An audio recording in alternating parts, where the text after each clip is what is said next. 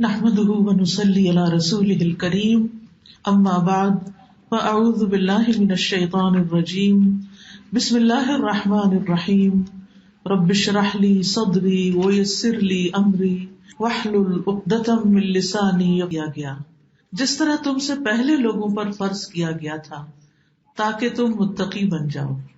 گنتی کے چند دن ہیں. پھر جو کوئی تم میں سے بیمار ہو یا سفر پر تو دوسرے دنوں سے تعداد پوری کر لے، اور جو لوگ اس کی طاقت نہ رکھتے ہوں وہ ایک مسکین کا کھانا فدیے میں دے دے، اور جو کوئی خوشی سے نیکی کرے تو وہ اس کے لیے بہتر ہے، اور یہ کہ تم روزہ رکھو تمہارے حق میں بہتر ہے اگر تم علم رکھتے ہو. رمضان کا مہینہ وہ ہے جس میں قرآن نازل کیا گیا، ہدایت ہے لوگوں کے لیے، اور ہدایت اور حق و باطل میں فرق کرنے والے روشن دلائل ہیں. تو جو کوئی تم میں سے اس مہینے کو پائے اسے چاہیے کہ اس کے روزے رکھے، اور جو بیمار ہو یا سفر میں ہو تو دوسرے دنوں سے تعداد پوری کر لے. اللہ تمہارے ساتھ آسانی چاہتا ہے، وہ تمہارے ساتھ تنگی کا ارادہ نہیں رکھتا. اور تاکہ تم تعداد پوری کرو، اور تاکہ تم اللہ کی بڑائی بیان کرو اس پر کہ اس نے تمہیں ہدایت بخشی، اور تاکہ تم شکر ادا کرو. تو یہ ہے روزے اور رمضان سے متعلق سورۃ البقرہ کی وہ آیات جو اس وقت آپ کے سامنے تلاوت کی گئی اور ان کا ترجمہ پڑھا گیا. ہماری زندگیوں میں رمضان ایک خاص اہمیت رکھتا ہے. رمضان اللہ سبحانہ وتعالیٰ سے قریب ہونے کا مہینہ ہے.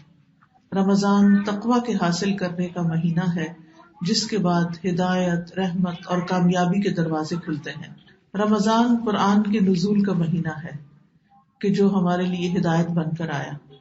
رمضان کی راتوں میں ایک رات ایسی ہے جو 1000 سال سے بہتر ہے، یعنی اس کی عبادت سے بہتر ہے. تو اس مہینے کی خیر و برکت کو پانے کے لیے نہایت ضروری ہے کہ ہم اس کا استقبال بہترین طریقے سے کریں اور اس کے لیے تیاری کریں، کیونکہ کسی بھی اہم کام کے لیے انسان پہلے تیاری کرتا ہے. مثلا اگر آپ کے بچے کی شادی ہے تو آپ کیا کریں گے؟ پہلے سے تیاری کریں گے. کب سے تیاری شروع ہو جاتی؟ 3-4 مہینے پہلے، کوئی 6 مہینے پہلے، کوئی سال پہلے. ہر اعتبار سے آپ میک شور کرتے ہیں کہ کسی طرح پروگرام بہت ہی اچھا، خوبصورت اور یادگار ہو.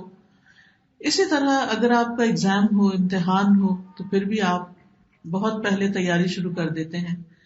تو گویا زندگی میں جس بھی کسی چیز کی انسان اہمیت محسوس کرتا ہے، یا اس کی زندگی میں جو چیزیں بہت امپورٹنٹ ہوتی ہیں یا جو چیزیں بہت فائدہ مند ہوتی ہیں، مثلاً اگر آپ نے حج کرنا ہے یا ویسے اپنے رشتہ داروں کو ملنے کے لیے جانا ہے یا ہالیڈیز پہ بھی جانا ہے، سفر کرنا ہے کوئی، تو اس کے لیے بھی آپ تیاری کرتے ہیں. یہ تو بڑے بڑے اوکیزن ہیں، لیکن چھوٹے چھوٹے کاموں کے لیے، مثلاً آپ نے کھانا پکانا ہے تو اس کے لیے بھی آپ کیا کرتے ہیں؟ تیاری کرتے ہیں. اسے آپ نے لانڈری کرنی ہے تو آپ تیاری کرتے ہیں. آپ نے کام پہ جانا ہے، آپ اس کے لیے تیار ہوتے ہیں.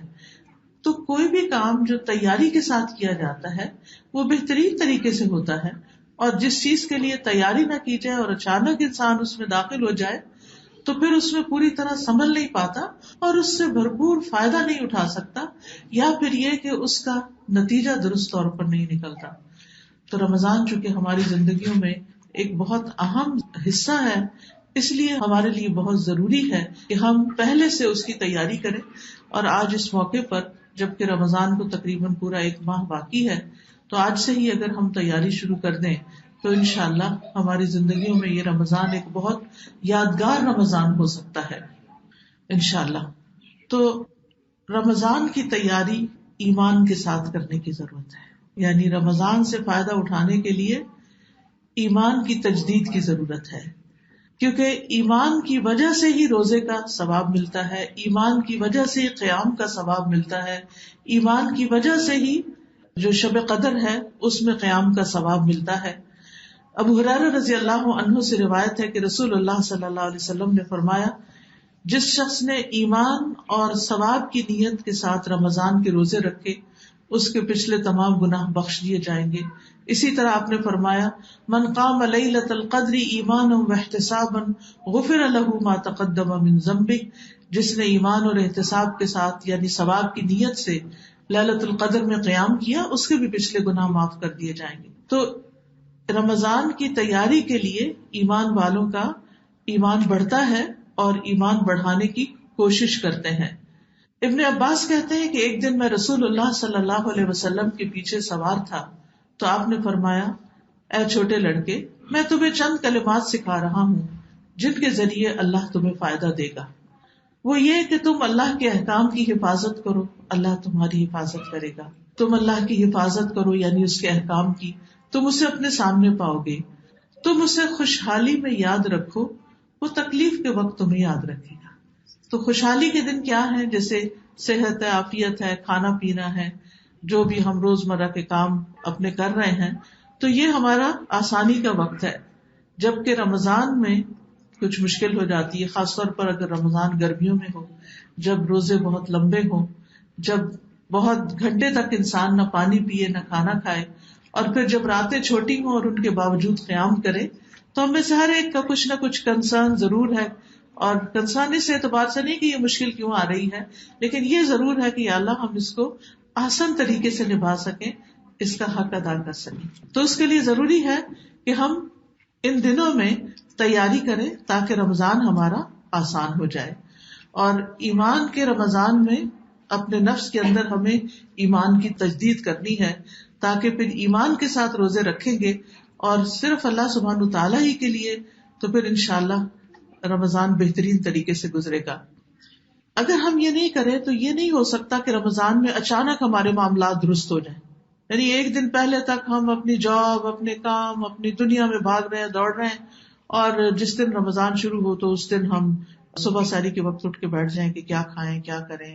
اس وقت سحری بند ہو رہی ہے اور اس کے لیے کوئی تیاری نہ ہو ہماری اور کوئی نیت کی تجدید نہ ہو، تو وہ پھر روزہ بہت مشکل ہو جائے گا اور روح کے ساتھ روزہ نہیں ہوگا، بلکہ صرف ایک بوجھ سمجھ کر اور ایک مشینی عمل جیسے ہوتا ہے کہ بس ٹھیک ہے کچھ کھا لیا، دن بھوکے گزار لیا، پھر افطار کر لیا، پھر ایک روٹین میں نماز پڑھ لی. تو نہیں، ہمیں اس کے لیے پورے شعور کی ضرورت ہے، یعنی کہ شعوری طور پر اس کو ایکسپٹ کرنے کی ضرورت ہے. تو اس کے لیے چونکہ ایمان کے ساتھ ہمیں رمضان گزارنا ہے، تو ایمان کیا ہے اس کی حقیقت پہ تھوڑا سا غور کر لیتے ہیں تاکہ پھر رمضان کی حقیقت بھی ہماری سمجھ میں آ جائے. ایمان جو ہے وہ تصدیق اور اقرار کا نام ہے کہ اللہ سبحانہ تعالیٰ نے جو کچھ ہمیں بتایا ہے اس کو ہم سچا مانتے ہیں اور اس کا ہم اقرار بھی کرتے ہیں. یعنی دل میں عقیدہ رکھنا، زبان سے اقرار کرنا اور اعضاء کے ساتھ عمل کرنا. تو ایمان کا تعلق دل سے بھی ہے، زبان سے بھی ہے اور ہمارے اعضاء سے بھی ہے. رسول اللہ صلی اللہ علیہ وسلم نے فرمایا، ایمان کی 70 یا 60 سے اوپر کچھ شاخیں ہیں، اور ان میں سے سب سے افضل شاخ لا الہ الا اللہ کا اقرار ہے، اور سب سے ادنا کیا ہے؟ کسی اذیت والی چیز کو راستے سے ہٹا دینا. اور حیا بھی ایمان کی شاخ ہے. یعنی جتنے بھی روزمرہ زندگی میں ہم کام کاج کرتے رہتے ہیں، یہ سارے الٹیمیٹلی جا کر ایمان کے ساتھ جڑ جاتے ہیں. یہ ایمان کا حصہ ہے، ایمان کی برانچز ہیں. اسی لیے ایک کتاب لکھی گئی ہے شعب الایمان، ایمان کی برانچز، ایمان کی شاخیں. یعنی ایمان ایک چیز ہے اگر تو اس سے کیا کچھ نکلتا ہے، کتنے پھل پھول اس سے نکلتے ہیں اور کتنے فائدے حاصل ہوتے ہیں. تو اگر ہمارا ایمان درست ہو، ہمارا بیج درست ہو، تو درخت بھی درست ہوگا اور اس کی برانچز بھی ہری بھری ہوں گی اور اس کے اوپر جو پھل پھول آئیں گے وہ بھی بہترین ہوں گے. لیکن اگر ایمان کمزور ہے، بیج ناقص ہے، تو پھر اس سے پھوٹنے والے جو درخت ہیں وہ بھی اس خوبصورتی کے ساتھ سامنے نہیں آئیں گے. تو پھر ضروری ہے کہ ہم اپنے دلوں کا بھی جائزہ لیں، اپنی گفتگو کا جائزہ لیں، اور ہم عملی طور پر دیکھیں کہ ہم کیا کر رہے ہیں. ہم دیکھتے ہیں کہ نبی صلی اللہ علیہ وسلم رمضان کی تیاری کس طرح کرتے تھے کہ شعبان کا تقریباً پورا مہینہ ہی روزے رکھے رہتے تھے تاکہ شعبان میں عادت ہو جائے اور رمضان میں پھر بہترین طریقے سے روزے رکھ سکے. اب دیکھیں کہ ہم چونکہ رمضان میں شروع کرتے ہیں تو by the time Ramzan and ہونے لگتا ہے تو ہمارے روزے آسان ہو جاتے ہیں. اس وقت یوں لگتا ہے کہ جیسے اب روزے نہ ہی ختم ہو، رمضان نہ ہی ختم ہو. تو اس لیے اگر کسی کے قضا روزے رہتے ہیں تو وہ شعبان میں پورے کر لیں، اور کم از کم پہلی 15 دنوں کے اندر. حضرت عائشہ کہتی ہیں کہ وہ اپنے قضا روزے جو تھے وہ رمضان سے پہلے شعبان میں ہی پورے کیا کرتی تھی. تو یہ بھی ایک عملی تیاری جو ہے وہ رمضان کی اس طریقے پر ہوتی ہے، کیونکہ ایمان کا تقاضا یہ ہے کہ ہمارے اوپر جتنے بھی فرائض عائد ہوتے ہیں وہ ہم ادا کرنے والے ہوں. اور پھر یہ ہے کہ ایمان کی جو حالت ہوتی ہے وہ ایک نہیں ہوتی، ایمان گھٹتا بھی ہے، بڑھتا بھی ہے، اور خاص طور پر قرآن کی تلاوت سے اور قرآن کے ساتھ شغف رکھنے سے ایمان بڑھتا ہے۔ کل کسی نے مجھ سے سوال کیا کہ آپ تو کہتی ہیں کہ میں بہت سنت کی پیروی کرتی ہوں، تو آپ شعبان میں ہی کیوں دورہ قرآن شروع کر دیتی ہیں، یعنی اس سے پہلے ہی کیوں؟ تو اس کا جواب یہی ہے کہ قرآن پڑھنے سے ایمان بڑھتا ہے، تو جب ہم رمضان سے کچھ دن پہلے قرآن پڑھنا شروع کر دیتے ہیں تو ہمارے اندر اتنا ایمان بڑھ چکا ہوتا ہے کہ جب ہم رمضان میں داخل ہوتے ہیں تو وہ داخلہ بھی آسان ہوتا ہے، اور پہلے سے ایک ٹیمپو بننا شروع ہو جاتا ہے، جس کی وجہ سے ہم پھر رمضان میں قرآن کی تراویحیں بھی انجوائے کرتے ہیں، اور رمضان میں مزید قرآن پڑھنے کا شوق بھی ہمارے اندر پیدا ہو جاتا ہے۔ تو چونکہ قرآن پڑھنے سے دلوں میں سکینت نازل ہوتی ہے، ایمان بڑھتا ہے، اور ایک ایک سورت جو ہے اس کا اپنا ہی ایک اثر ہوتا ہے۔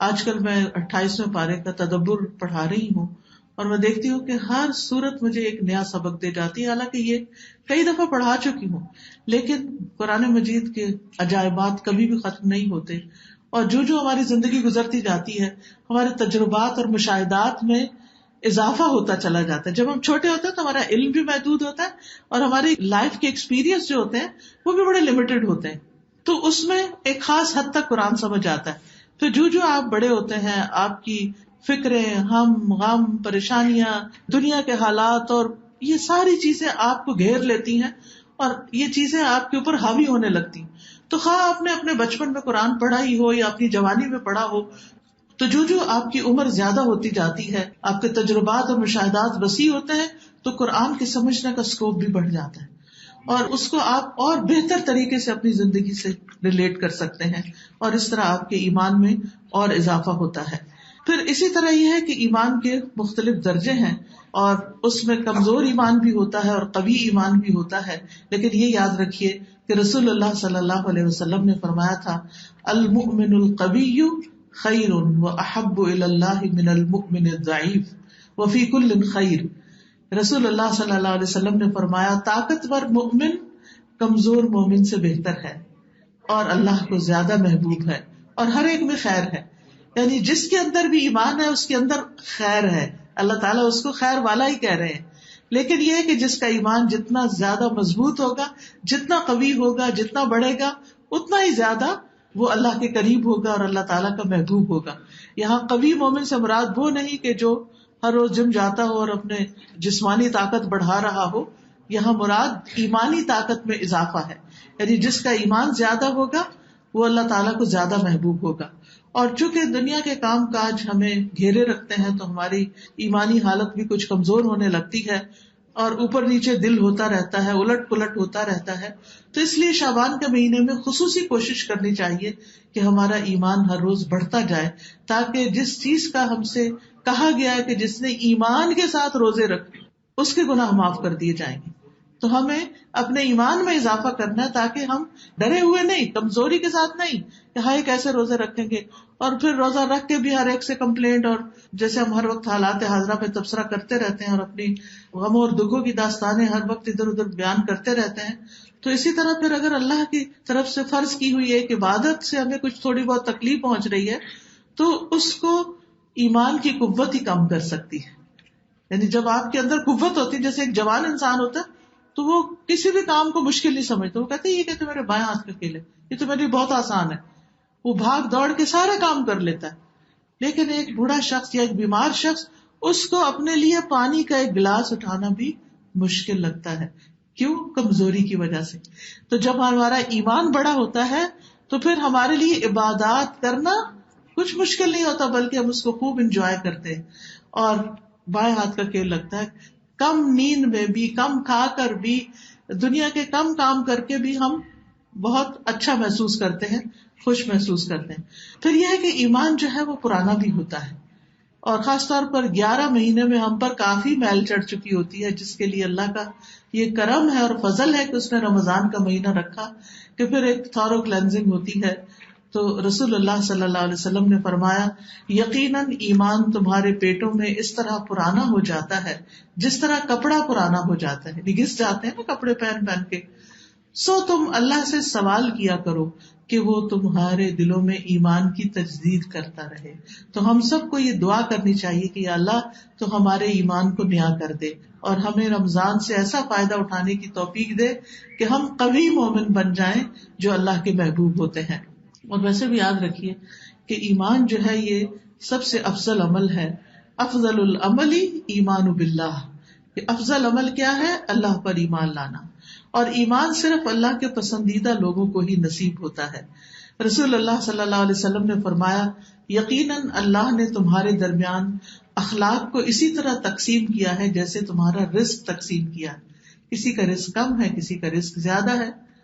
اور اللہ جسے پسند کرتا ہے اسے بھی دنیا دیتا ہے اور جسے ناپسند کرتا ہے اسے بھی دنیا دیتا ہے. لیکن ایمان صرف اس کو عطا کرتا ہے جس کو وہ پسند کرتا ہے. لہذا ایمان کی قوت اسی کو نصیب ہوگی جو اللہ کا پسندیدہ ہوگا. اور پھر اللہ کا پسندیدہ بننے کے لیے انسان کو اللہ کی پسند کے کام بھی کرنے چاہیے اور اللہ تعالیٰ کی نافرمانی سے بچنا چاہیے. قرآن مجید میں سورۃ الحجرات میں آتا ہے وَلَٰكِنَّ اللَّهَ حَبَّبَ إِلَيْكُمُ الْإِيمَانَ وَزَيَّنَهُ فِي قُلُوبِكُمْ. لیکن اللہ نے تمہارے لیے ایمان کو محبوب بنا دیا اور اسے تمہارے دلوں میں مزین کر دیا، اور اس نے کفر اور گناہ اور نافرمانی کو تمہارے لیے ناپسندیدہ بنا دیا. یہی لوگ ہدایت والے، یعنی جن کے نزدیک ایمان محبوب ہے وہ الگ ہیں، اور جو کفر اور گناہ اور نافرمانی میں پڑے ہوئے ہیں پھر وہ ایمان سے یا تو محروم ہے کفر کی وجہ سے یا پھر نافرمانی کی وجہ سے ایمان کا لیول بہت ہی لو ہے. آپ دیکھیے کہ جب ہماری شوگر کا لیول لو ہوتا ہے یا ہمارے اندر منرلز لو ہو جاتے ہیں یا کیلشیم لو ہو جاتی ہے تو ہم کسی کام کے قابل نہیں رہتے. اسی طرح جب ایمان لو ہو جاتا ہے تو پھر ہم نیکی کرنے کے قابل نہیں رہتے. اس لیے بہت ضروری ہے کہ ہم اپنے نفس پر جبر کر کے اللہ کی اطاعت کے ہی کام کریں، کیونکہ پھر ایک نیکی اور نیکی کو راہ دیتی ہے، ایک نیکی دوسری نیکی کو کھینچ لاتی ہے، اور اس طرح انسان نیکیوں میں آگے بڑھتا چلا جاتا ہے. اور یہ بھی یاد رکھیے کہ ایمان کے ساتھ انسان کے نیک اعمال قبول ہوتے ہیں، اور اللہ تعالیٰ قرآن مجید میں ایمان والوں کو ہی عقل والا قرار دیتا ہے، اور ایمان کی وجہ سے ہی انسان کے لیے نجات ہے، اور جنت میں ایمان والے ہی داخل ہوں گے اور ان کے درجات بھی ایمان کے مطابق ہی ہوں گے. تو ایمان سے جو فائدے حاصل ہوتے ہیں انسان کو، نمبر 1 ہدایت حاصل ہوتی ہے، نمبر 2 روشنی ملتی ہے، یعنی غموں سے نجات. غم جو ہے وہ اندھیرا ہوتے ہیں، اور جو ایمان بڑھتا ہے، ایمان کی قوت زیادہ ہوتی ہے تو انسان کے اندر ایک نور پیدا ہونے لگتا ہے، اور اس نور کی روشنی میں انسان دنیا کے معاملات کو دیکھتا ہے، مختلف واقعات کی توجیح کرتا ہے. اب دیکھیں کہ جب کوئی چیز پیش آتی ہے یا کسی کی کوئی اسٹیٹمنٹ ہم سنتے ہیں، کوئی بات سنتے ہیں، تو ہم اس کا انالائز کرتے ہیں، ہم اپنے دل میں سوچتے ہیں کہ یہ بات کیوں کسی نے کہی، کیا ہوا. بعض اوقات صحیح سمجھتے ہیں اور بعض اوقات اس کو صحیح طور پر نہیں سمجھتے.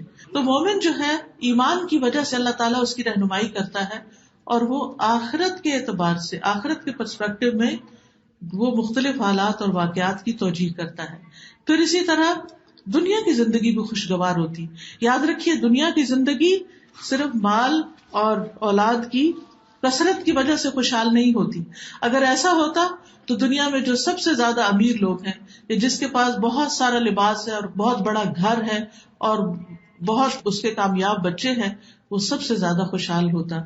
لیکن پرسنلی میں ایسے لوگوں کو جانتی ہوں جن کے پاس سب کچھ ہے لیکن خوشی نام کی چیز نہیں ہے، غموں سے گھرے ہوئے ہیں. کوئی مالی پریشانی نہیں، اولاد کی طرف سے کوئی پریشانی نہیں، جاب کی کوئی پریشانی نہیں، ہر چیز کی وافر مقدار ہے. دنیا میں سے انسان جس کو ہم نے اپنی کامیابی کا معیار بنایا ہوتا ہے، لیکن اس کے باوجود دل بیزار ہے، دل بے رونق ہے، دلوں میں گھٹن ہے، دلوں میں پریشانی ہے، کسی چیز کو انجوائے نہیں کر پا رہے، کسی چیز سے خوشی حاصل نہیں ہو رہی. تو کس چیز کی کمی ہے؟ اس ایمان کی کمزوری کی کمی ہے. اس کو مزید بڑھایا جائے اور اس کے لیے مزید اطاعت کی ڈوز بڑھائی جائے تو اللہ سبحانہ وتعالیٰ اس کیفیت کو دور کر دیتا ہے. تو اس بارے میں اللہ تعالیٰ فرماتے ہیں من عمل صالحا من ذکر او انثى وهو مؤمن فلنحيينه حیاتا طیبہ وَلَنَجْزِيَنَّهُمْ أَجْرَهُمْ بِأَحْسَنِ مَا كَانُوا يَعْمَلُونَ. جو شخص بھی نیک عمل کرے، خواہ وہ مرد ہو یا عورت، بشرطے کہ وہ مومن ہو، تو ہم اسے پاکیزہ زندگی بسر کرائیں گے، اور آخرت میں ان کے بہترین اعمال کے مطابق انہیں ان کا اجر عطا کریں گے. تو یہاں اللہ کا وعدہ ہے کہ نیک اعمال اور ایمان کی وجہ سے یہ دنیا کی زندگی بھی عمدہ ہوگی اور اسی طرح آخرت کی زندگی میں بھی بہترین ساز و سامان ملے گا. حدیث میں آتا ہے مومن کے لیے اللہ اس کی نیکیوں کو آخرت کے لیے ذخیرہ کرتا رہتا ہے اور دنیا میں اپنی اطاعت پر اسے رزق عطا کرتا ہے. پھر ایمان کی وجہ سے انسان کو نیکیوں پر ثابت قدمی ملتی ہے. ایک ایمان ایسی قوت ہوتی ہے کہ جس کی وجہ سے انسان بہت ساری مخالفتوں کا سامنا کر لیتا ہے. وہ لوگوں کی تنقید کی پرواہ نہیں کرتا, وہ اللہ کے حکم کو دیکھتا ہے. ہم کیوں لوگوں کی باتوں سے ڈر کے کبھی نماز چھوڑ دیتے ہیں, کبھی حجاب چھوڑ دیتے ہیں, کبھی اور کوئی نیکی کا کام جو ہے وہ چھوڑ دیتے ہیں کہ لوگ باتیں بنائیں گے. یہ ایمان کی کمزوری ہوتی. جب ایمان اور اللہ پہ توکل اور بھروسہ اور یقین مضبوط ہوتا ہے تو انسان پھر انسانوں سے نہیں ڈرتا, پھر اللہ کا ڈر اس کے سامنے ہوتا ہے اور وہ کرتا ہے جو اس کو کرنا چاہیے.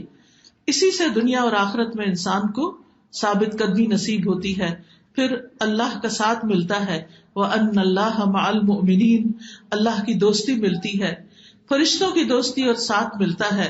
قرآن مجید میں آتا ہے إِنَّ الَّذِينَ قَالُوا رَبُّنَا اللَّهُ ثُمَّ اسْتَقَامُوا تَتَنَزَّلُ عَلَيْهِمُ الْمَلَائِكَةُ أَلَّا تَخَافُوا وَلَا تَحْزَنُوا وَأَبْشِرُوا بِالْجَنَّةِ الَّتِي كُنتُمْ تُوعَدُونَ نَحْنُ أَوْلِيَاؤُكُمْ فِي الْحَيَاةِ الدُّنْيَا وَفِي الْآخِرَةِ وَلَكُمْ فِيهَا مَا تَشْتَهِي أَنفُسُكُمْ وَلَكُمْ فِيهَا مَا تَدَّعُونَ نُزُلًا مِّنْ غَفُورٍ رَحِيمٍ. جن لوگوں نے کہا اللہ ہمارا رب ہے, پھر اس پہ ڈٹ گئے, یعنی اللہ ہی رب ہے, اللہ ہی کی بات ماننی ہے, ان پر فرشتے نازل ہوتے ہیں, یعنی اللہ تعالیٰ فرشتوں کے ذریعے ان کو ڈھارس بندھاتا ہے, ان کی مدد کرتا ہے. اور فرشتے ان سے کہتے ہیں نہ ڈرو, نہ غم کھاؤ, اور اس جنت کی خوشی مناؤ جس کا تم سے وعدہ کیا جاتا ہے. ہم دنیا کی زندگی میں تمہارے دوست ہیں. یعنی پھر انسان کو جب یہ ایک تسلی ہوتی ہے کہ اگر لوگ چھوڑ بھی گئے تو اللہ کے فرشتے ہیں ہمارے دوست, تو پھر انسان کے اندر ایک یقین کی کیفیت پیدا ہوتی ہے اور انسان اللہ کو راضی کرنے کے لیے دوڑتا ہے. ہم دنیا میں بھی تمہارے دوست ہیں, آخرت میں بھی دوست. پھر قبر میں جب منکر نکیر آئیں گے تو انسان ڈرے گا نہیں, کیونکہ وہ دوست کی شکل میں آئیں گے.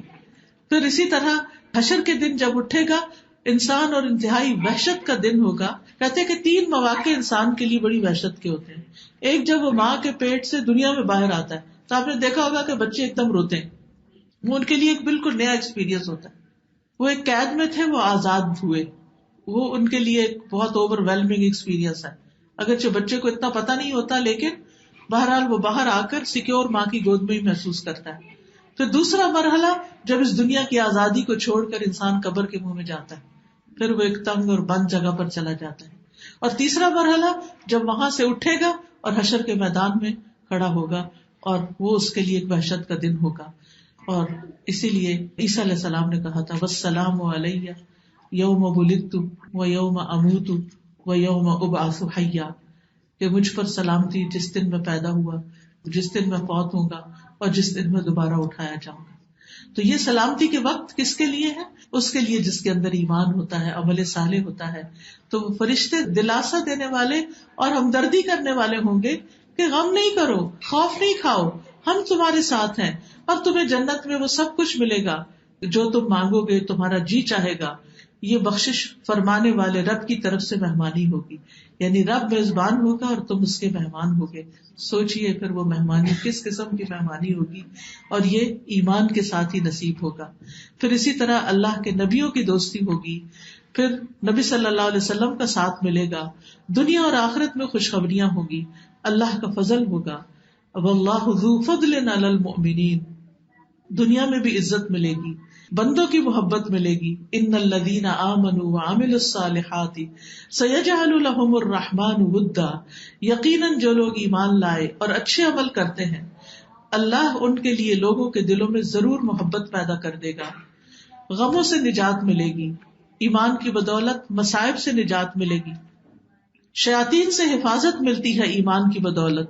انہ لیس لہ سلطان علی الذین آمنوا وعلی ربہم یتوکلون, اس شیطان کا ان لوگوں پر کوئی بس نہیں چلتا جو ایمان لائے اور اپنے رب پر بھروسہ کرتے ہیں. پھر دنیا اور آخرت میں اللہ کی مدد ملے گی. وَكَانَ حَقًّا عَلَيْنَا نَصْرُ الْمُؤْمِنِينَ. ایمان والوں کو اللہ کافی ہو جاتا ہے. ایمان کی بدولت قرآن سے شفا اور رحمت ملتی ہے. وَنُنَزِّلُ مِنَ الْقُرْآنِ مَا هُوَ شِفَاءٌ وَرَحْمَةٌ لِّلْمُؤْمِنِينَ وَلَا يَزِيدُ الظَّالِمِينَ إِلَّا خَسَارًا. ہم قرآن میں جو کچھ نازل کرتے ہیں وہ مومنوں کے لیے تو شفا اور رحمت ہے، یعنی قرآن سے ہیلنگ ہوتی ہے مومنوں کی، مگر ظالموں کے خسارے میں ہی اضافہ ہوتا ہے. تو ایمان کی بدولت ہی انسان کو کامیابی نصیب ہوتی ہے. قد افلح المؤمنون الذین هم فی صلاتهم خاشعون. یقیناً وہ مومن کامیاب ہو گئے جو اپنی نمازوں میں خشوع و خضوع اختیار کرتے ہیں. تو یاد رکھیے کہ ایمان اور عمل صالح کا آپس میں بہترین جوڑ ہے. ایمان عمل کو دعوت دیتا ہے اور عمل جو ہے اس سے ایمان بڑھتا ہے.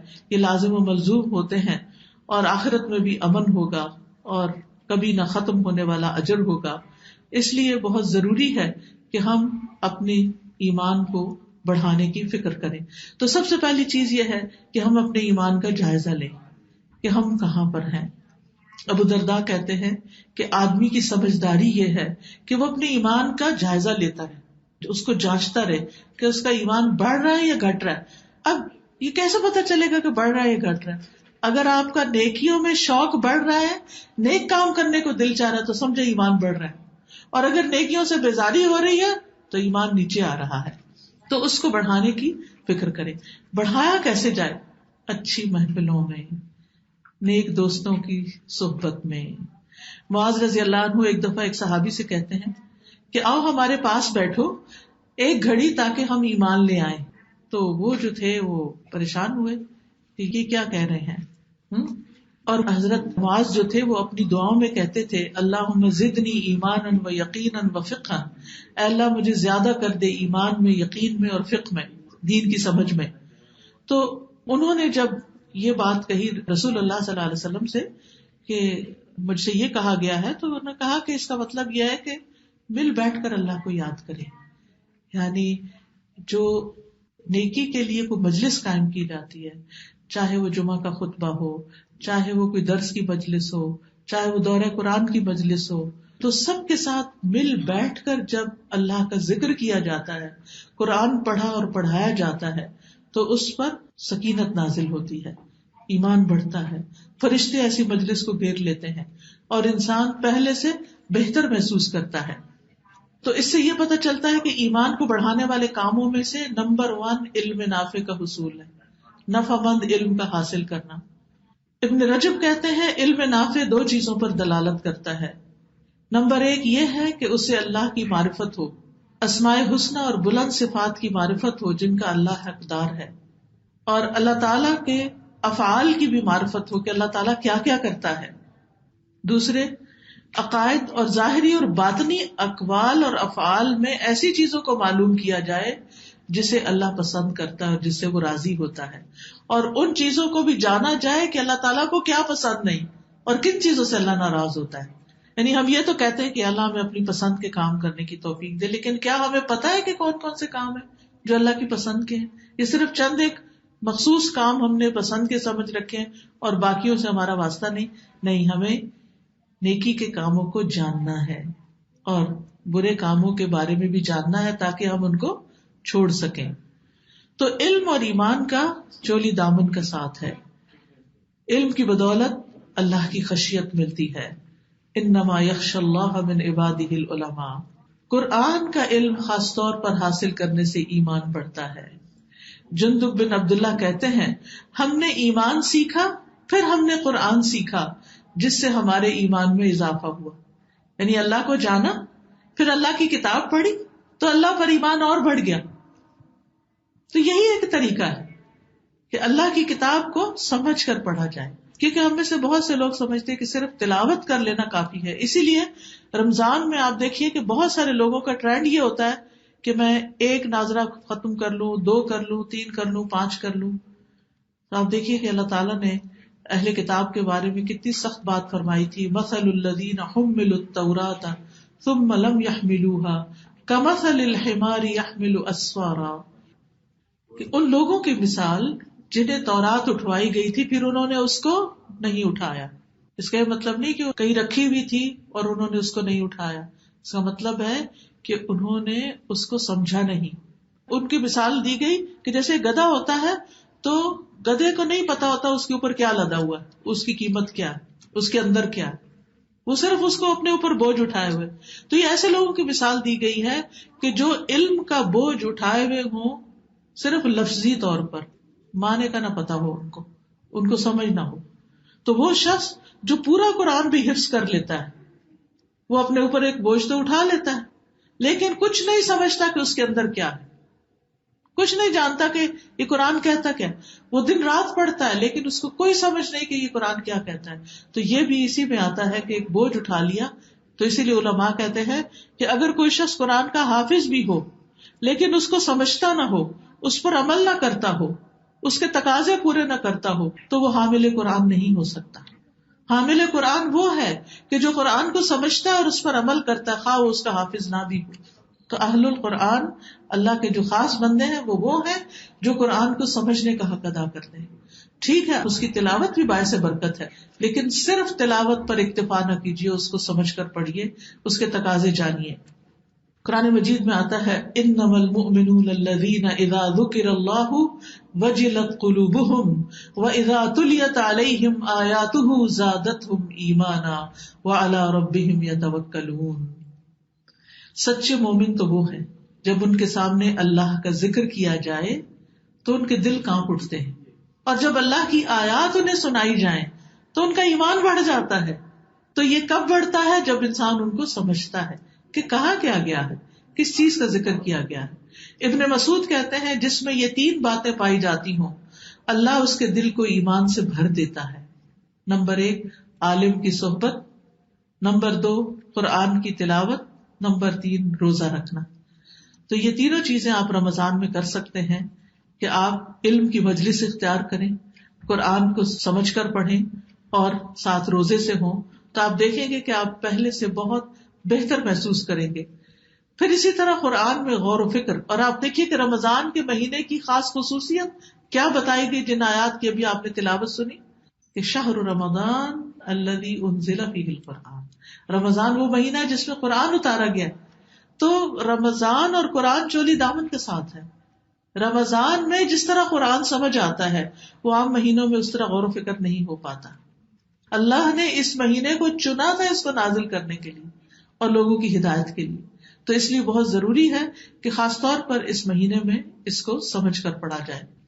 ابن قیم کہتے ہیں ایک آیت غور و فکر سے پڑھ لینا پورے قرآن کو بغیر غور و فکر سے پڑھنے سے بہتر ہے اور دل کے لیے زیادہ مفید ہے اور ایمان کے حصول اور قرآن کی لذت کے ذوق کو حاصل کرنے کا باعث ہے. انہوں نے یہ بھی کہا قرآن کا تدبر, اس پر لمبا غور و فکر کرنا, اس کی آیات کے معنی پر اپنی فکر کو جمع کر لینا, اس سے بڑھ کر کوئی چیز انسان کے لیے دنیا اور آخرت کے فائدے اور نجات سے قریب کرنے والی نہیں. دنیا کے بھی بے شمار فائدے ہیں اس میں کہ انسان کو زندگی کے مختلف جھمیلے جو ہوتے ہیں, جو مختلف مسائل پیش آتے ہیں, لوگوں کے ساتھ جو ڈیلنگ ہوتی ہے, جو ریلیشن شپ کی پرابلمز ہوتی ہیں, وہ ساری کی ساری اس سے حل ہوتی ہیں. انسان کو بہترین رہنمائی دیتا ہے یہ قرآن. تو قرآن سے بڑھ کر کوئی ایسی چیز نہیں کہ جس سے انسان اللہ کی طرف رجوع کر سکے اور اللہ سے قریب ہو سکے اور اللہ کی محبت کو پا سکے. اسی طرح کائنات کی نشانیوں پر غور و فکر کرنا یہ بھی ایمان کو بڑھاتا ہے. یعنی انسان کی حیرت گم ہو جاتی ہے جب انسان کسی درخت پر لگے پھل کو دیکھتا ہے کہ کتنی چھوٹی سی جگہ کے ساتھ وہ کنیکٹڈ ہوتا ہے بڑا سا پھل. اگر آپ نے کبھی کسی اورنج کو یا کسی ایپل کو لٹکتے ہوئے دیکھا ہو, ایپل کی ڈنڈی ساتھ ہی کبھی کبھی آ جاتی ہے نا جب آپ فارم سے لیتے ہیں, تو آپ دیکھیے کہ کتنے چھوٹی سی جگہ نے اس اتنے بڑے پھل کو اپنے ساتھ تھام کے رکھا ہوا ہوتا ہے, اور کس طرح پوری غذا اس کے ذریعے اس کو پہنچ رہی ہوتی ہے, جو جڑوں سے لیتا ہے یا اوپر سے لیتا ہے. تو ایک ایک نشانی قابل غور ہوتی ہے, اور انسان اس کا ٹیکسچر دیکھ کے, اس کی خوشبو, اس کا ذائقہ, اس کا رنگ, اس کی شکل, یہ سب کچھ دیکھ کے حیران ہو جاتا ہے. اور پھر خاص طور پر یہاں پر آپ دیکھیں کہ کینیڈا میں کتنا ویزیبل ہوتے ہیں سارے سیزنز, ونٹر بھی, سمر بھی, پھر اسپرنگ بھی, اور پھر فال بھی. کس طرح سارے پتے چلے جاتے ہیں اور پھر کس طرح اسپرنگ میں دوبارہ نکلنا شروع ہو جاتے ہیں. بیچ کا پیریڈ جو ہوتا ہے بالکل ہر چیز خالی ہو جاتی، تو اس سے پتہ چلتا ہے نا کوئی ہے جو یہ کر رہا ہے، خود بخود تھوڑی ہو رہا ہے. اور وہی زمین ہے، وہی آسمان ہے، وہی درخت ہے، وہی سب کچھ ہے. ایک موسم بدلا اور درختوں کی شکل بدل گئی. ابھی بھی آپ پانی دیں ان کو، کیا مجال جو پتے لائیں، کیا مجال جو پھل پھول لائیں. تو کوئی اور طاقت ہے نا جو اس کو کنٹرول کر رہی ہے. آتے ہوئے میں آسمان کو دیکھ رہی تھی، right to left, east to west, پورے کا پورا آسمان بادلوں سے ڈھکا ہوا تھا. میں سوچ رہی تھی کتنا پانی ہوگا اوپر، کتنا، یعنی کوئی جگہ آسمان کی دکھائی نہیں دے رہی. تو یہ سارے بادلوں سے ڈھکے اور بادل پانی سے بھرے ہوئے ہوتے ہیں. یہ اللہ ہی ہے جو اس کو تھام کے رکھے ہوئے. اگر یہ پانی سیدھا پور ہو جائے ہمارے اوپر تو ہم تو یہاں کھڑے ہونے کے قابل نہ ہو. کس نے تھاما ہوا ہے، کس نے روکا ہوا ہے؟ اور کس طرح بادل آتے ہیں اور چلے جاتے ہیں اور برستے ہیں، اور کبھی بارش برستی ہے، کبھی کچھ بھی نہیں برستا، کبھی برف برستی ہے، کبھی ہوائیں چلتی ہیں. کون سی طاقت ہے دنیا میں جو اسے کنٹرول کرتی ہے؟ کون؟ بتائیے، اس پلانٹ پر کون ہے جو ہمارے اوپر کے ایٹماسفیئر کو کنٹرول کیے ہوئے؟ یہ اللہ ہی ہے. تو کائنات کی نشانیوں میں چھوٹی نشانیاں ہوں یا بڑی ہوں، ان میں غور و فکر کرنے سے ایمان بڑھتا ہے، اللہ پر یقین بڑھتا ہے. اور جتنا جتنا اس کی پھر پریزنس کا احساس ہوتا ہے، اتنا ہی اس سے پھر انسان کا دل چاہتا ہے باتیں کرے، اس کو اپنے غم دکھ سنائے، اس سے دعائیں کرے، اس کی عبادت کرے، اس سے محبت کرے، اس کے آگے جھک جائے اور پھر اس سے ڈرے بھی. عبادت 3 چیزوں سے مل کے بنتی ہے: اللہ کی محبت، اللہ کا خوف اور اللہ سے امید. اور ایمان جو ہے محبت اور خوف 2 کے بیچ میں ہوتا ہے. نہ محبت اتنی کہ چوڑ ہو جائے انسان، اور نہ خوف اتنا کہ مایوس ہو جائے، بلکہ بیچ میں رہے اور امید سے رہے. اور جب انسان کے اندر اللہ کی محبت آتی ہے، خوف آتا ہے، تو پھر انسان کا جھکنے کو دل چاہتا ہے. تو یاد رکھیے، غور و فکر جو ہے ایمان کی روشنی ہے، ایمان کا نور ہے. اور یہ نشانیاں جو ہیں اللہ تعالیٰ کے اطاعت کرنے والے بندے یا غور و فکر کرنے والے بندے ہی دیکھ پاتے ہیں. پھر ایمان کو بڑھانے کے لیے نیک کام، اچھے اچھے کاموں کی ضرورت ہے. تو شعبان میں ہی ایک لسٹ بنا لیجیے کہ رمضان کے آنے سے پہلے پہلے کیا کیا کام کرنے ہیں. مثلاً اپنے رشتے داروں کے ساتھ صلہ رحمی کیسے کرنی ہے، مثلاً اپنے مال کا زکوٰۃ کا حساب کیسے کرنا ہے، کس کس کو مجھے افطار کرانا ہے، کس کس جگہ میں نے ڈونیشنز دینی ہے. یہ ساری چیزوں کی ایک پلاننگ کر لیں. جب ساری چیزیں لکھی بھی ہوں گی، پلان کی بھی ہوگی، تو بس پھر اگر رمضان سے کچھ پہلے کرنے کے کام ہوں گے اور کچھ رمضان داخل ہوتے ہی. اور اس میں صرف یہ نہیں کہ صرف دوسروں کو دینے اور کرنے کے کام، بلکہ جو گروسریز وغیرہ یا اور اس طرح کے گھر کے اندر چیزوں کی سیٹنگ وغیرہ، وہ بھی رمضان کے آنے سے پہلے. ایون عید کی تیاری بھی اگر رمضان سے پہلے ہی ہو جائے تو پھر رمضان سارے کا سارا اول سے آخر عبادت میں گزر سکتا ہے. کیونکہ آخری عشرہ تو خاص طور پر عبادت کا ہوتا ہے، اور اس میں اگر ہم گھومنا پھرنا شروع کر دیں بازاروں میں عید کی شاپنگ کرنے کے لیے تو بہت سا وقت ضائع ہو جاتا ہے.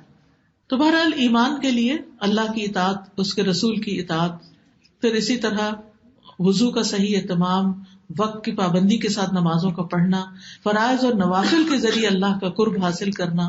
مردوں کے لیے خاص طور پر مسجد میں دل لگانا.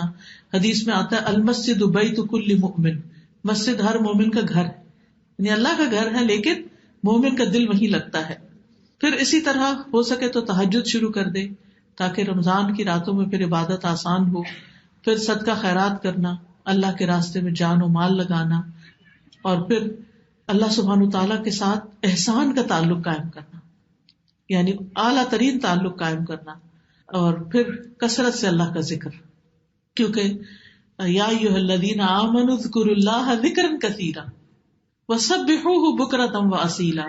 اے ایمان والو، اللہ کو بکثرت یاد کیا کرو اور صبح و شام اس کی تسبیح کرو. پھر ذکر سے جو ایمان والے ان کے دلوں کو سکون ملتا ہے. الذین آمنوا وتطمئن قلوبهم بذکر اللہ الا بذکر اللہ تطمئن القلوب. جو ایمان والے ہیں ان کے دل اللہ کے ذکر سے مطمئن ہوتے ہیں. یعنی یہ بھی ایمان کا ایک حصہ ہے کہ اس ذکر سے خوشی ہوتی ہے، تسکین ہوتی ہے، اطمینان نصیب ہوتا ہے. پھر اسی طرح یہ ہے کہ لوگوں کے ساتھ حسن معاملہ. رمضان میں جو شخص بھوکا پیاسا رہتا ہے لیکن اپنی زبان کی حفاظت نہیں کرتا تو اللہ کو اس کے بھوکے پیاسے رہنے کی ضرورت نہیں. تو زبان کا کنٹرول جو ہے بڑا ضروری ہے اور اس کی پریکٹس بھی ابھی سے کرنی چاہیے. لوگوں سے حسن اخلاق سے پیش آنا، آپس میں محبت کا معاملہ کرنا. روٹھے ہوئے اگر کچھ لوگ یا ناراض ہیں یا آنکھوں سے اوجھل ہیں تو ان کے ساتھ ایک تعلقات کی تجدید کرنا، دوسروں کے لیے فائدے کا بننا. یہ سوچیں کس کے لیے میں کیا فائدہ کا بن سکتی ہوں. سب سے پہلے اس میں اپنے والدین ہیں. کسی نے کہا تھا کہ جب سے میں نے اپنی دعاؤں میں سب سے پہلے والدین کی دعا شروع کی ہے، میری دعائیں قبول ہونے لگی. یعنی جب میں دعا کرنا شروع کرتا ہوں تو پہلے والدین کے لیے کرتا ہوں، پھر اپنے لیے کرتا ہوں. تو سب سے بڑی نیکی کیا ہے؟ والدین کے ساتھ حسن سلوک. لیکن اکثر ہم ان کے لیے دعا کرنا بھول جاتے ہیں، تو اس کو بھی کہیں لکھ لیجئے. میں نے تو اب جیسے قرآن مجید پڑھنے کے ساتھ جو دعائیں پڑھی جاتی ہے اس میں سب سے اوپر نمبر 1 پہ رب ارحمہما کما ربیانی صغیرہ لکھا ہوا ہے، کیونکہ اس طرح بھولتی نہیں. ورنہ کام اتنے ہوتے ہیں، ایک کام کر رہے ہوتے ہیں، ادھر سے اور آ جاتا ہے، ادھر سے اور کرنے والے کام پھر چھوٹ جاتے ہیں، لیکن جو لکھے ہوئے ہوتے ہیں وہ یاد رہ جاتے ہیں. اور پھر اپنے بچوں کو بھی یہ سکھا دیں تاکہ وہ بھی آپ کے لیے کریں. اگر زندہ ہے والدین تو بھی ان کو رحمت کی ضرورت ہے اللہ کی، اور اگر فوت ہو چکے ہیں تو اس سے بھی زیادہ رحمت کی ضرورت ہے. اور یہ اللہ تعالیٰ کی خود سکھائی ہوئی دعا ہے، وَقُلْ رَبِّ ارْحَمْهُمَا كَمَا رَبَّيَانِي صَغِيرًا.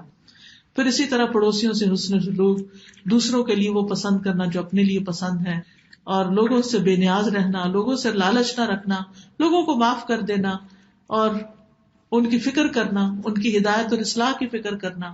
صرف اپنے بچوں کی ہدایت کی فکر نہیں بلکہ دوستوں کے بچوں کی بھی فکر. پھر یہ ہے کہ اپنی زندگی کا جائزہ لینا، خود احتسابی کرنا، لغو سے بچنا، نظروں کی حفاظت کرنا، حیا سے متصف ہونا، ایمان گھٹانے والے کاموں سے بچنا جیسے غفلت ہے، سستی ہے، گناہ ہے، گناہ ہو جائے تو توبہ نہ کرنا، فرائض سے پیچھے رہنا. یہ ساری چیزیں ایمان کو کمزور کر دیتی ہیں. پھر اسی طرح دنیا کی محبت، کثرت کلام، کثرت طعام، یہ دلوں کو سخت کرنے والی چیزیں ہیں اور ایمان کے منافی ہیں. پھر اسی طرح رشتہ داروں سے ناراضگیاں لمبی پال لینا، ان کو معاف نہ کرنا، لوگوں کو رعایت نہ دینا، یہ چیزیں ایسی ہیں کہ جو انسان کا دل سخت کرتی ہیں.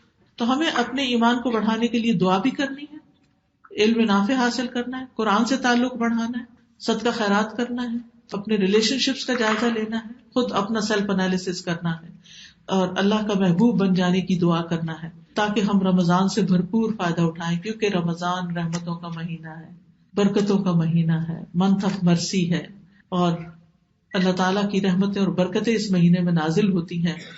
اور اگر انسان اپنے لیے پلاننگ کر لے، اور اس میں خاص طور پر اگر کوئی 5 چیزیں آپ متعین کر لیں جو آپ اس رمضان میں کریں گے، اور 5 چیزیں وہ کہ جو آپ اس رمضان میں چھوڑیں گے، تو انشاءاللہ آپ دیکھیں گے کہ آپ کر پائیں گے. اور اس کے لیے اپنی ٹائم مینجمنٹ کریں کہ کون سا کام میں نے کس وقت کرنا ہے.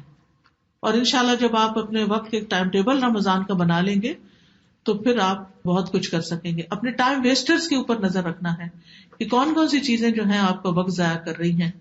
کچھ صورتیں یا پارے ایسے متعین کر سکتے ہیں جن کو حفظ کر سکتے ہیں یا غور و فکر کر سکتے ہیں ان میں، یا ان کا ترجمہ یاد کر سکتے ہیں.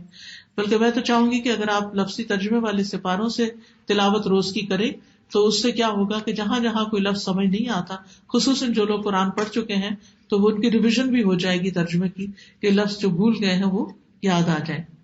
تو رمضان میں ہمیں اپنی نمازوں کی، یعنی جو ہم نے ٹارگٹ سیٹ کرنے ہیں ان میں یہ کہ میں نے رمضان کی ساری نمازیں اول وقت میں پڑھنی ہے انشاءاللہ تعالیٰ، اور خشوع و خضوع کے ساتھ پڑھنی ہے، اور اس میں اللہ کا قرب محسوس کرنا ہے. روزانہ 12 سنتیں پڑھنے کا اہتمام کرنا ہے، کیونکہ بہت سارے لوگ سنتیں چھوڑ دیتے ہیں، صرف فرض پڑھنے پر اکتفا کرتے ہیں. رسول اللہ صلی اللہ علیہ وسلم نے فرمایا جو شخص ہمیشہ 12 رکعت پڑھے، یعنی کبھی کبھار، من صابر علی اثنتي عشر رکعۃ، اللہ اس کے لیے جنت میں گھر بنائے گا. ظہر سے قبل 4، ظہر کے بعد 2، مغرب کے بعد 2، عشاء کے بعد 2، فجر سے پہلے 2. پھر چاشت کی نماز کا اہتمام، صلاۃ الضحیٰ یا صلاۃ الاوابین کا. پھر قیام اللیل کی عادت، تھکاوٹ کے باوجود رات کو قیام کرنا، اور خصوصاً آخری عشرے میں گھر والوں کو بھی جگانا، اور اس کی بھی پہلے سے پلاننگ، اگر چھٹی لینی ہے یا کچھ اور کاموں کو ڈیلیگیٹ ادھر ادھر کرنا ہے تاکہ آپ عبادت کے لیے وقت نکال سکیں.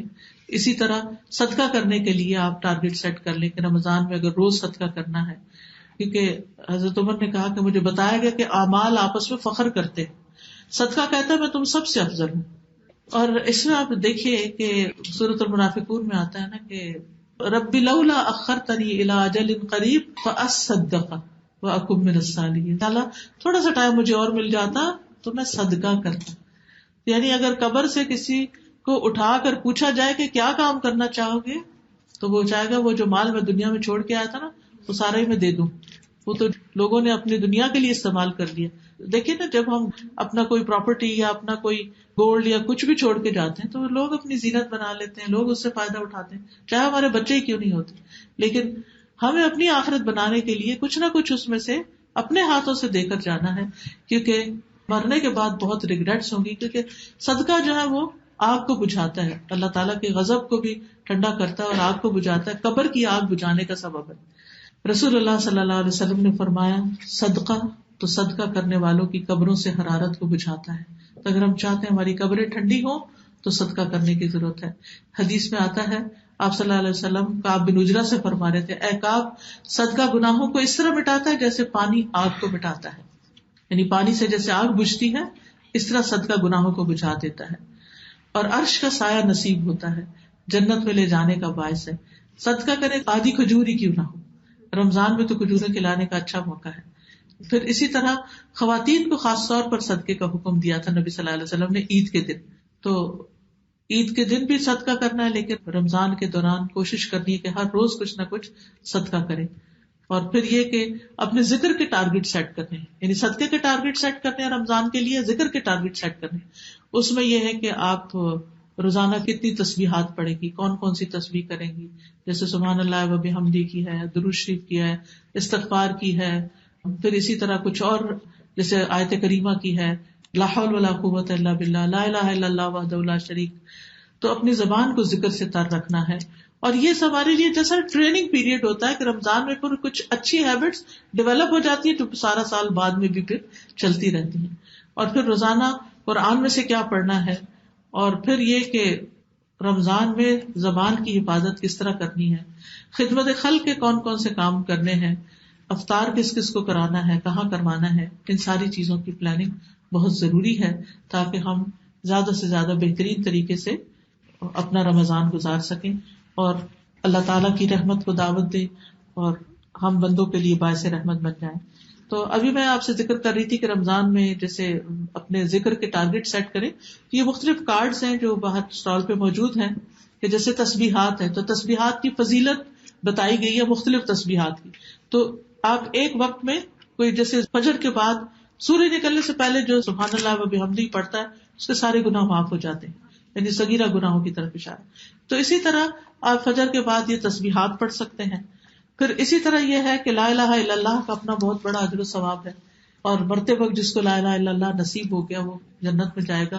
تو اس کی بھی اگر تسبیح کریں گے, عادت پڑے گی تو پھر ہی اس وقت نصیب ہوگا. تو مثلا ظہر کے بعد لا الہ الا اللہ کی تسبیح آپ کر سکتے ہیں. ہر کوئی اپنے لیے, یہ کوئی پابندی نہیں جو میں آپ پہ لگا رہی ہوں, صرف ایک آئیڈیا دے رہی ہوں. پھر اسی طرح یہ کہ جتنے بھی ہمارے کام رکے ہوئے ہوتے ہیں نا اس کے لیے بہترین نسخہ استغفار کرنا. تو یہ استغفار کے ڈفرینٹ ورژن جو ہیں یا آیات جو ہیں وہ ساری اس میں اکٹھی کر دی گئی ہیں. مثلا عصر کے بعد آپ استغفار پڑھ سکتے ہیں, یا ایک دن ایک چیز پڑھی ہو گھر میں تو انسان کو یاد بھی آ جاتا ہے. اسی طرح اگر خصوصی مسائل ہے کوئی, جیسے رزق کی تنگی ہے یا جاب کا مسئلہ ہے, تو رزق میں کشادگی کی دعائیں ہیں, یہ آپ کسی بھی وقت دن میں پڑھ سکتے ہیں کیونکہ روزہ دار کی دعا قبول ہوتی ہے. اسی طرح نعمتوں پر شکر ہے. پھر اسی طرح اگر آپ کسی بیماری کا شکار ہیں تو ہیلنگ کی دعائیں ہیں, اور یہ ہیلنگ کی دعائیں بیسیکلی UK میں سے ہمیں ایک کسی نے جو ہاسپٹل میں والنٹیئر کرتی تھی, انہوں نے بڑی تعداد میں یہ ہم سے تیار کروائی کہ وہ سارے مریضوں کو وہاں دینا چاہتی تھی, اور انہوں نے مسلم نان مسلم سب کو ڈسٹریبیوٹ کی. تو یہ چونکہ انگلش ٹرانسلیشن کے ساتھ ہے, تو اگر آپ میں سے بھی کوئی یہ کام کرتا ہو تو مریضوں کو آپ یہ دے سکتے ہیں. پھر اسی طرح نظر اور تکلیف کی دعا ہے. پھر وضو کے بعد کی دعائیں ہیں کہ جو اس کو پڑھتا ہے وضو کرنے کے بعد جنت کے 8 دروازے اس کے لیے کھل جاتے ہیں. پھر نماز کے بعد کے مسنون اذکار ہیں. آیات شفا کا چھوٹا ورژن بھی ہے. استخارہ کے بارے میں کنفیوژن رہتی ہے, اس پہ بھی کارڈ ہے. پھر پروٹیکشن حفاظت کی دعائیں ہیں اپنے لیے, بچوں کے لیے. پھر میت کی بخشش کی دعائیں ہیں جو ہم اپنے والدین کے لیے یا اپنے پیاروں کے لیے جو دنیا سے جا چکے ہیں ان کے لیے کر سکتے ہیں. تو یہ چند چیزیں آپ کی خدمت میں پیش کرنی تھی. آخر دعوانا الحمد للہ رب العالمین. سبحان اللہ والحمد للہ ولا الہ الا اللہ واللہ اکبر ولا حول ولا قوة الا باللہ العلی العظیم. اللہم صلی علی محمد وعلی آل محمد کما صلیت علی ابراہیم وعلی آل ابراہیم انک حمید مجید. اللهم بارك على محمد وعلى آل محمد كما باركت على إبراهيم وعلى آل إبراهيم إنك حميد مجيد. ربنا آتنا في الدنيا حسنة وفي الآخرة حسنة وقنا عذاب النار.